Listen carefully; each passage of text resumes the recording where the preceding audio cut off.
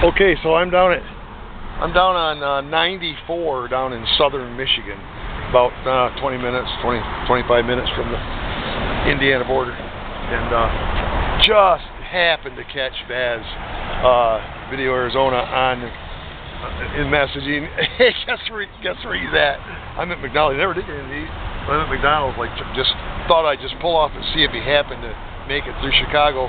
He said he's at exit 28. He pulled off at exit 28 to go to the Honda shop. As I texted him earlier and said, yeah, I might just leave Holland here and come towards you, but I don't know, because I might see if I can get a look at the new Honda here, the new wing. I planted a seat, I think, because I think that's where he's at. So I'm at exit 29. He said he's at exit 28. Texted me. Let's go see if we can find him. Get out and ride.